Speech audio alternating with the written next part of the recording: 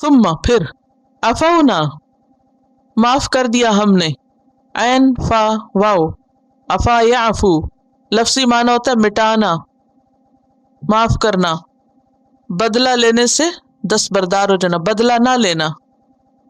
forgive and forget، معاف کرنے کے لیے غفرہ کا لفظ بھی آتا ہے نا، غفرہ ہوتا ہے only forgive، لیکن عفو کیا ہے؟ forgive and forget. عفا کا مطلب ہوتا ہے مٹا دینا، جسے پنجابی میں کہتے ہیں نا مٹی پاؤ، چھپا دو، بھول جاؤ، بس ختم، خلاص. جیسے کوئی فوت ہو جاتا ہے تو کیا کرتے ہیں؟ تو قبر کھود کر اس کے اوپر مٹی ڈال کے اس کو بھلا دیتے ہیں.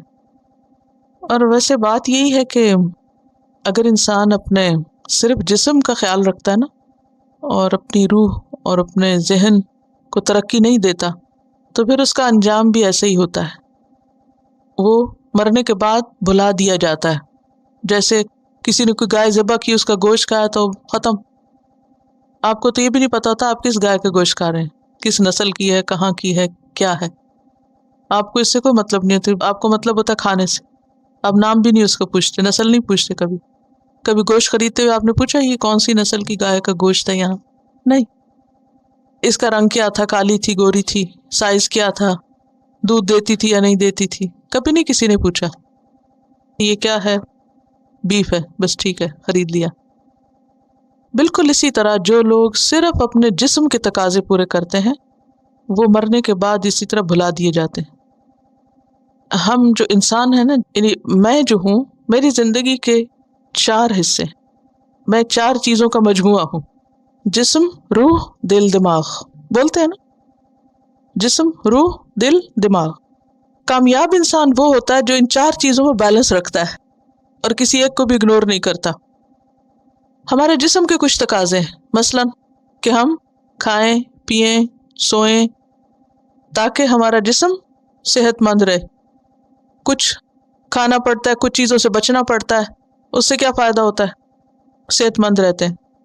لیکن زندگی کا صرف یہی مقصد تھوڑی ہے کہ سارا دن صرف پکانے اور کھانے، اسی فکر میں رہیں اور اسی میں اٹھیں اور وہ اسی میں رہیں سارا دن، پھر اسی میں ہی سو جائیں، پھر سویرے اٹھ کے پھر وہی، اور بس ختم.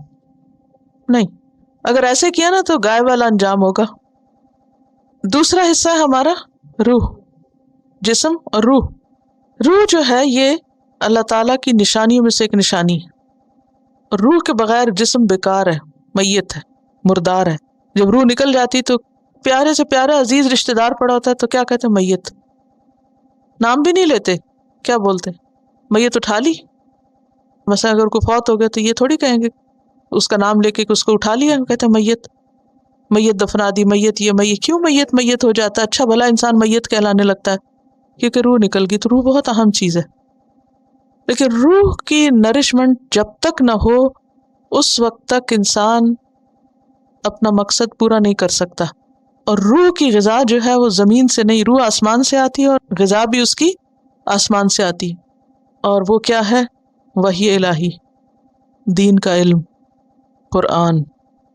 اس کو پڑھنا، اس کو سیکھنا، سکھانا اور پھر اس کے اوپر عمل کرنا، یہ ہماری روح کی نرشمنٹ کے لیے ضروری ہے.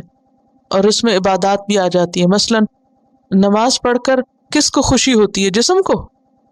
جسم کیا کہتا ہے؟ نہ ہی پڑھو، تھک گئے. لیکن پڑھنے کے بعد اگر جسم تھک بھی جائے تو جو روح ہے وہ اوور پاور کر جاتی ہے اور ہم بہت اچھا فیل کرتے ہیں. اسی طرح روزہ جسم کو کیا کرتا ہے؟ مارتا ہے، لیکن روح کو ایلیویٹ کرتا ہے، زندہ کرتا ہے. روحانی طور پہ ہم اسٹرانگ ہو جاتے ہیں. لیکن کچھ لوگ روح کے تقاضے بھول رہتے ہیں، اپنے آپ کو کچلتے رہتے ہیں، مارتے رہتے ہیں. لیکن یاد رکھیے کہ ہم صرف جسم اور روح بھی نہیں ہیں، ہمارے اندر اللہ نے دل بھی رکھا ہے اور دماغ بھی رکھا ہے. دل میں کیا ہوتے ہیں؟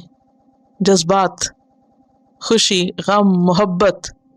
اگر کسی دل میں کوئی محبت ہی نہیں تو وہ دل کیسا ہے؟ مردہ. اس دل کو زندہ کرنے والی چیز کیا ہے؟ سب سے بڑھ کر اللہ کی محبت جو خوشی دیتی ہے انسان کو، اللہ کے رسول کی محبت، اس کی کتاب کی محبت، اور پھر اللہ والوں کی محبت، ہر اس چیز کی محبت جس سے اللہ محبت کرے. اسی لیے دعا مانگتے ہیں نا، اللہم ارزقنا حبک وحب من یحبک وحب عمل یقربنا الی حبک. تو انسان کے پاس کچھ وقت ایسا بھی ہونا چاہیے کہ جس میں اس کے جذبات ہیں، اور پھر اس کے بعد آپ دیکھیں کہ روزمرہ زندگی میں ہمارے والدین کی محبت، اولاد کی محبت، شوہر کی محبت، بیوی کی، بہن بھائیوں کی، رشتوں کی، دوستوں کی، یہ ساری محبتیں ہوتی ہیں نا۔ اب اگر کوئی انسان کہے مجھے کسی کوئی سروکار نہیں، مجھے تو اپنے والدین سے بھی کوئی محبت نہیں، اور اولاد سے تو میرے کو غرض ہی نہیں، اور دوست تو میں نے کبھی آج تک کو بنایا ہی نہیں، تو ایسا انسان کیا ہے؟ زندہ انسان، مردہ۔ اور شادی تو کرنی نہیں، کیونکہ شادی کرنا تو تقوی کے خلاف ہے اور پرہیزگاری کے خلاف ہے، نہیں۔ تو دل کے تقاضے ہیں کچھ، ان کو بھی پورا کرنا ضروری ہے۔ ثم عفونا عنكم من بعد ذلك لعلكم تشكرون